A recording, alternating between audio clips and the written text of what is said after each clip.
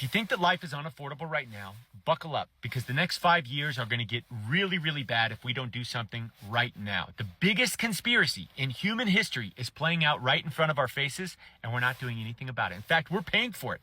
The taxpayers, if you're a taxpayer, you are paying for this. If you pay for health insurance and your subsidy or your premiums are going up, you are paying for it. If the person next to you at work is lazy and unproductive, that is costing you money, you are paying for it. What is going on, and what do we do about it? So number one, the big food companies are ruining human health.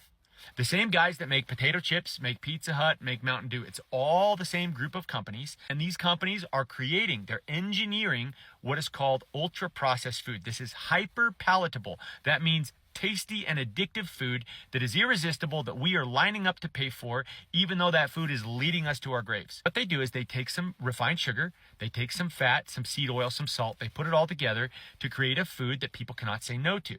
This food is now driving more than 50% of the calorie consumption worldwide. This is a huge, huge problem. And if you think it's bad, just know that these guys, they are buttering us up to pass us over to the other guys, which are the pharmaceutical companies. These pharmaceutical companies are going to be there to save the day, right?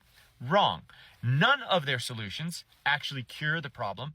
It is lifelong symptom management, which means you are living with the symptoms forever and taking drugs to allow you to do that. Oh, and by the way, if you have a side effect, we've got another drug for that. Before you know it, you're on 2 drugs, 3 drugs, 6 drugs. Lifetime customers of these pharmaceutical companies. How do I know this is happening? Open your eyes.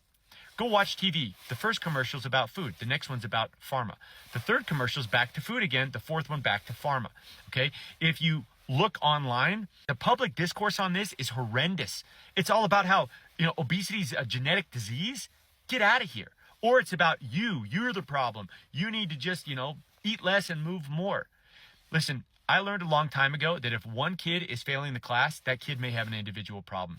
If the whole class is failing, this is not an individual problem. This is a classroom problem, right?